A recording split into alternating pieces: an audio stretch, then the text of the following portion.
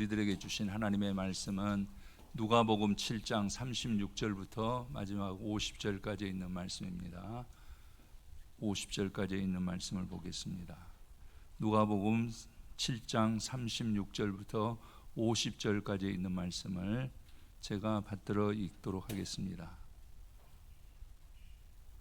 한 바리새인이 예수께 자기와 함께 잡수시기를 청하니 이에 바리새인의 집에 들어가 앉으셨을 때에 그 동네에 죄를 지은 한 여자가 있어 예수께서 바리새인의 집에 앉아 계심을 알고 향유 담은 옥합을 가지고 와서 예수의 뒤로 그 발 곁에 서서 울며 눈물로 그 발을 적시고 자기 머리털로 닦고 그 발에 입맞추고 향유를 부으니 예수를 청한 바리새인이 그것을 보고 마음에 이르되 이 사람이 만일 선지자라면 자기를 만지는 이 여자가 누구이며 어떠한 자 곧 죄인인 줄을 알았으리라 하거늘 예수께서 대답하여 이르시되 시몬아 내가 내게 이를 말이 있다 하시니 그가 이르되 선생님 말씀하소서.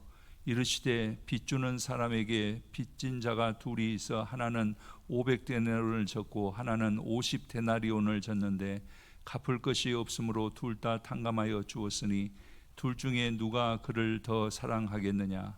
시몬이 대답하여 이르되 내 생각에는 많이 탕감을 받은 자이니이다. 이르시되 내 판단이 옳다 하시고 그 여자를 돌아보시며 시몬에게 이르시되 이 여자를 보느냐.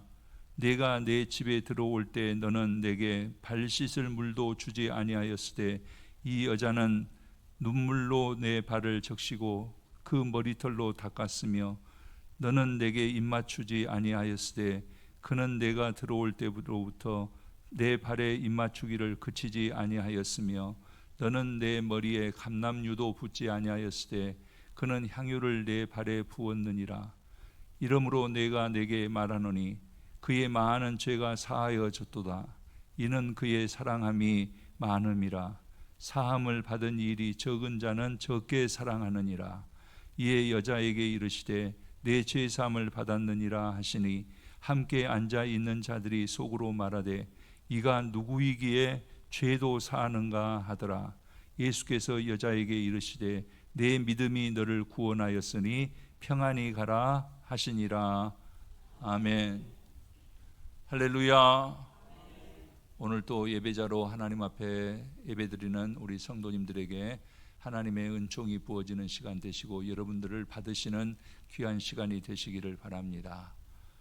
하나님의 은혜가 부어지는, 하나님께서 여러분들을 어루만져 주시고 쓰다듬어 주셔서 회복의 시간이 되시기를 또한 바랍니다. 또 우리 옆에 분하고 함께 인사 나누도록 하겠습니다. 주의 이름으로 축복합니다. 사랑합니다. 은혜 받는 시간 되시기를 바랍니다. 감사합니다. 오늘 말씀의 제목은 세 가지 진실이라는 제목으로 함께 은혜를 나누고자 합니다. 사람들은 다른 사람에 대해서 진실하지 못함에 대해서는 격분하기도 하는데 자기가 진실하지 못한 것에 대해서는 조금 편안하게 생각하는 것 같습니다. 그러나 우리가 생각할 때는 진실한 것은 누구에게나 잘 적용되는 삶을 살아야 되는데 믿음에 따르는 것도 마찬가지라는 생각이 듭니다. 믿음도 성장되려면은, 믿음이 성립되려면은 세 가지 진실이 있어야 된다라는 것을 오늘 본문을 통해서 우리는 알게 됩니다. 오늘 본문의 내용을 보면은 예수님을 만난 한 여인의 아름다운 이야기입니다. 예수님께서 바리새인 시몬의 집에 들어갔을 때에 일어난 일입니다. 어떤 여자가 이 집에 들어와 예수님의 발에 눈물을 흘리며 머리카락으로 닦고 발에 입맞추고 향기로운 기름을 부었습니다.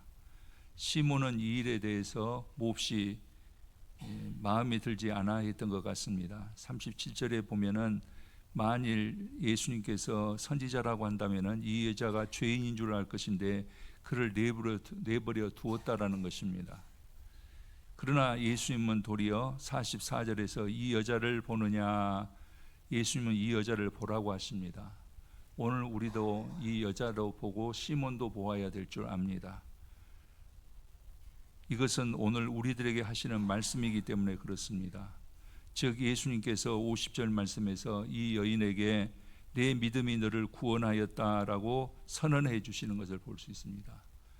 우리의 믿음도 마찬가지입니다. 우리의 믿음도 나를 구원하는 믿음에 이르기까지 성장해야 된다라는 말씀입니다. 구원에 이르게 하는 이 여인의 믿음이 어떠한 믿음인가를 우리는 이제 세 가지를 살펴보도록 하겠습니다. 예수님은 이 여인의 행동과 시몬을 비교하면서 예수를 믿는 믿음의 세 가지 진실을 말씀하고 있기 때문에 그렇습니다. 그 첫 번째가 사랑의 진실입니다. 44절 말씀을 제가 봉독해 드리는데, 너는 내게 발 씻을 물도 주지 아니하였으되 이 여자는 눈물로 내 발을 적시고 그 머리털로 닦았으며 라고 말하고 있습니다. 유대인의 관습에 따르는 것을 보면은 집에 들어갈 때에 신발을 벗고 발을 씻는 것이 통상례였습니다. 그래서 주인은 당연히 손님에게 물을 제공합니다. 그러나 시몬은 그 당연한 것을 하지 않았습니다. 이러한 시몬의 태도는 예수님을 맞이 않는다고 했지만은 사실은 맞이한 것이 아닙니다. 겉으로는 예수님을 초대했지만 마음속으로는 별 의미가 없어 보이는 것을 우리는 느낄 수가 있습니다. 자기의 목적을 위해서 예수님을 초대한 것이지 예수님을 진실로 영접한 것은 아니었다라는 겁니다. 우리의 신앙도 마찬가지입니다. 우리의 신앙도 내 목적을 위해서 예수님이 필요한 건지, 아니면 진실로 예수님이 나의 구원이시기 때문에 예수님을 내 마음속에 믿는 것인지 우리가 구별할 줄 알아야 됩니다.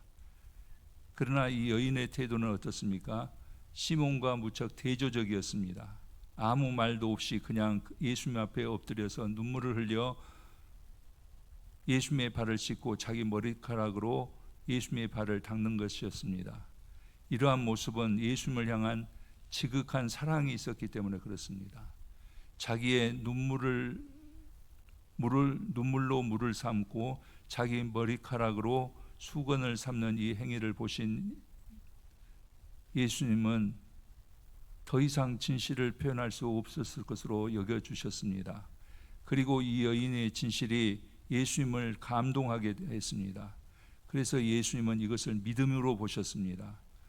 여인 속에 진실한 사랑이 있음을 보셨기 때문에 그렇습니다. 여기서 우리는 성경에 나타난 위인들을 보면은 예수님을 만날 때에 예수님을 믿음으로 만나기 전에 예수님을 먼저 사랑으로 접근해서 만나는 것을 우리는 볼 수가 있습니다. 즉 예수님을 사랑하는 것이 예수님을 믿게 된다라는 겁니다. 우리도 마찬가지입니다. 예수님을 사랑하기 때문에 우리가 믿는 것이다. 그래서 믿음 이전에 사랑이 더 중요하다라는 겁니다. 믿음은 막연한 개념이 아니라 구체적으로 예수님을 사랑하는 행동이기 때문에 그렇습니다. 그래서 예수님이 십자가에 못 박혀 돌아가실 때에 세 번이나 부인하고 도망갔던 베드로를 다시 찾아오셔서 내가 나를 믿느냐라고 말씀하신 것이 아니라 내가 나를 사랑하느냐라고 물었습니다. 오늘 또 우리는 먼저 깨달아야 될 것이, 우리가 예수님을 믿습니다라고 말하기 전에 내가 예수님을 사랑합니다 고백할 수 있는 우리 신광교회 성도님들이 되시기를 바랍니다.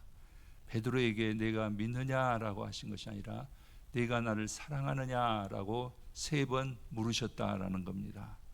진실한 믿음이란 진실한 사랑으로 표현되기 때문에 그렇습니다.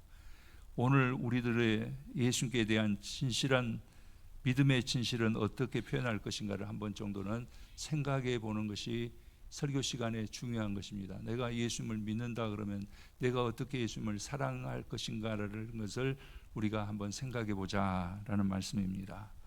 성경에 우리가 다시 돌아가 보면은 마르다를 보면은 음식을 장만함으로 마리아는 예수님의 무릎 앞에 앉아서 말씀을 듣는 것으로 사랑의 진실을 보여드렸습니다.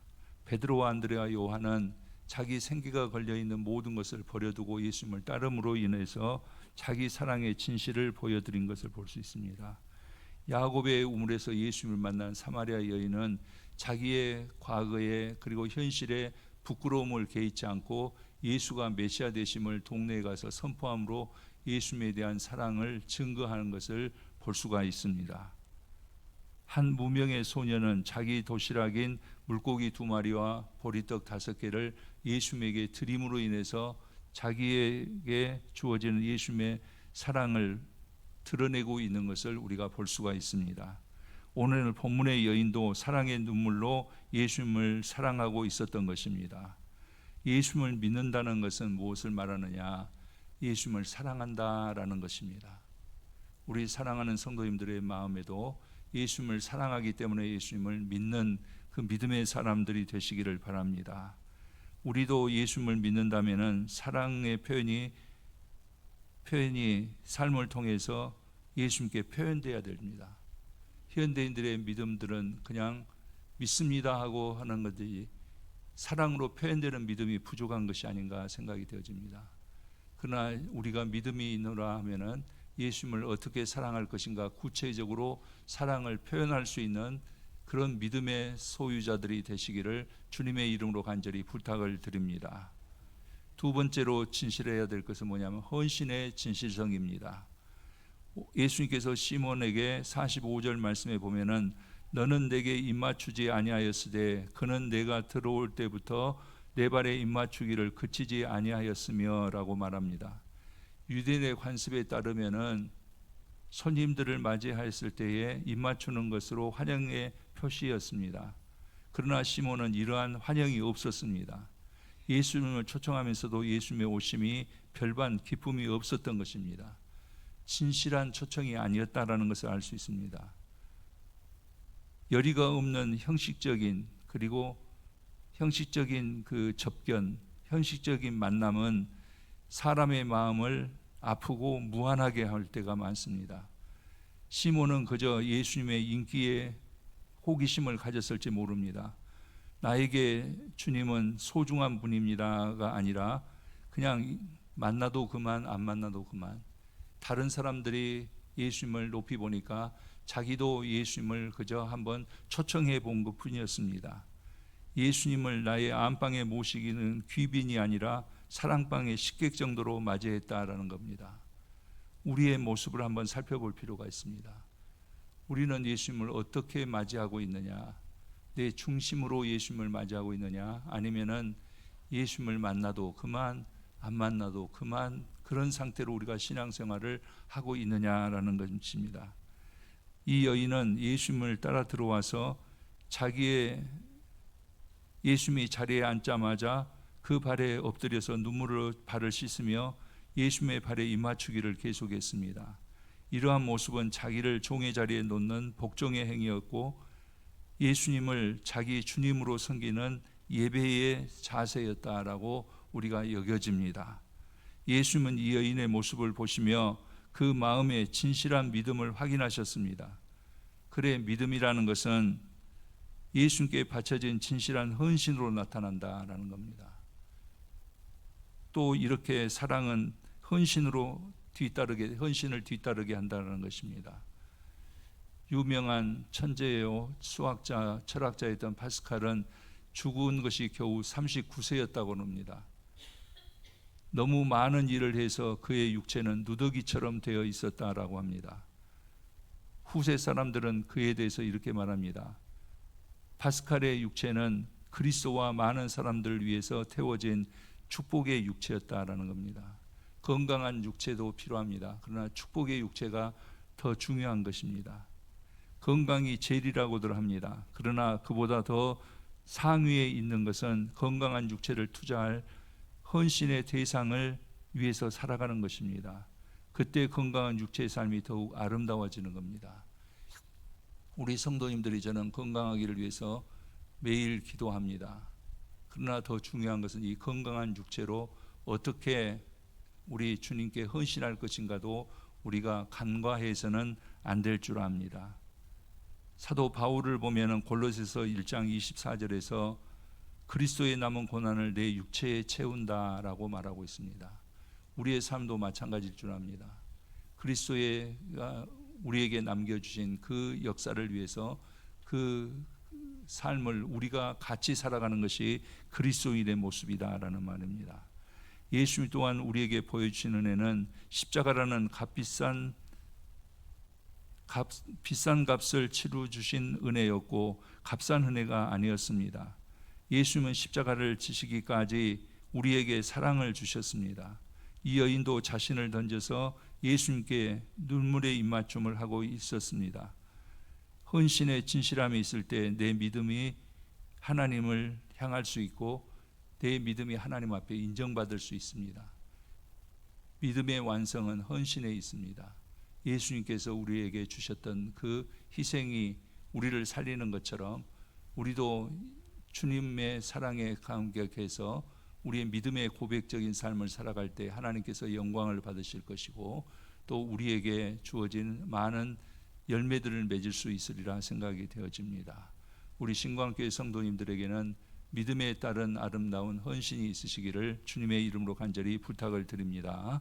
세 번째로 우리가 진실해야 될 것인데 그것은 뭐냐면 생사의 진실성이 있어야 된다라는 겁니다. 예수님은 말씀하셨습니다. 오늘 본문 46절에서 그는 내 머리에 감람유도 붓지 아니하였으되 그는 향유를 내 발에 부었느니라 라고 말하고 있습니다. 유대인의 관습에 따르면 식사 전에 손님이 머리에 기름을 바르는 것이 존경의 표시였습니다. 관습을 중요시 여겼던 바리새인 시몬이었습니다. 그런데 예수님을 평범한 손님 아니 안중에도 없었습니다. 무례하게 대한 것입니다. 그러나 이 여인은 옥합을 깨뜨려서 자기가 소중히 간직했던 값비싼 향유를 예수님께 부어드렸습니다. 마가복음 14장에서도 비슷한 사건이 나옵니다. 여기에서는 예수님께서 이 여인에게 향유를 붓는 행위가 무엇인지를 설명해 주고 계셨습니다. 마가복음 14장 8절에 보니까 내 장례를 위해 미리 준비하였느니라 라고 말하고 있는 것을 볼 수 있습니다. 유대인에 있어서는 시체에 향유를 바르는 것이 장례의 한 표현이었습니다. 요소였습니다. 시몬은 자기의 목적을 위하여 예수님을 잠깐 만나고 있었습니다. 그러나 이 여인은 예수님의 미래, 즉 예수님의 죽음의 자리까지 함께 가고 있는 것입니다. 옥합은 이 여인의 몸과 마음을 전체를 표현한 것이었고 옥합을 깨뜨렸다는 것은 마지막 한 바울까지 모두 바쳐서 예수님의 마지막 순간 죽음까지 참가하는 것을 상징적으로 보여준 것입니다. 예수님을 믿는다는 것은 예수님의 고난에 동참하는 것입니다. 우리가 예수님을 믿는다는 것은 예수님의 죽음까지 같이 가고자 하는 것입니다. 예수님을 믿는 믿음이라는 것은 이 여인처럼 자기가 할 수 있는 최고 최선을 다하여서 예수님과 함께 십자가를 향하여 가는 것이고 예수님께서 가자고 하시는 곳까지 가는 것입니다. 이것이 바로 믿음의 생활입니다. 우리는 착각하지 말아야 될 줄 압니다. 우리가 안일하게 신앙생활을 해서는 안 될 줄 압니다. 예수님을 따름이 필요하고 예수님을 끝까지 죽음의 자리까지 따르는 것이 우리들의 삶이어야 된다라는 겁니다. 인도의 성자 간디는 이런 말을 남겼습니다. 여러분 그리스도인들이여 나도 예수를 닮으려고 합니다. 정말 그리스도인이 된다는 것은 예수님처럼 살다가 예수님처럼 죽는다는 것이 아니겠습니까? 했습니다. 그렇습니다. 하나님의 섭리 가운데서 부름을 받은 우리들입니다. 우리는 예수님을 사랑합니다. 고백합니다. 그러면 그에 따른 아름다운 헌신의 행위가 필요하고 우리의 믿음이 주님의 가시는 길을 따라가서 죽음에 이르는 그날까지 승리하는 그것이 신앙생활입니다. 이 여인이 예수님께 보여준 행위에는 세 가지 진실이 있었습니다. 눈물로 예수님의 발을 씻는 사랑의 진실, 그 발에 입을 맞추는 헌신의 진실, 향유를 부어드린 최선을 다하여 최후의 순간까지 예수님을 따르겠다는 생사의 진실이 있었습니다. 예수님께서는 이 여인이 보여준 행위를 보시면서 오늘 50절 말씀에 내 믿음이 너를 구원하였으니 평안히 가라 했습니다.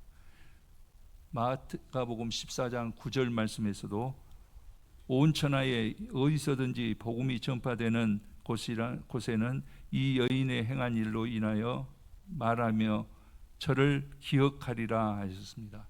저도 예수님께서 말씀하신 대로 이 여인의 행한 일을 여러분들에게 전하는 것입니다. 예수님께 향한 이 여인의 그런 세 가지 진실을 통하여서 그 믿음이 예수님 앞에 인정받았을 때에 평안의 역사가, 구원과 평안의 역사가 있었던 것을 봅니다. 우리 사랑하는 성도님들도 마찬가지입니다. 이제 우리도 믿음의 진실된 삶을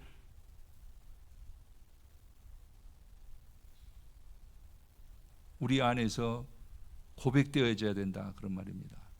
위로는 하나님을 감동하게 하는 그런 신앙이 있으시기 바랍니다.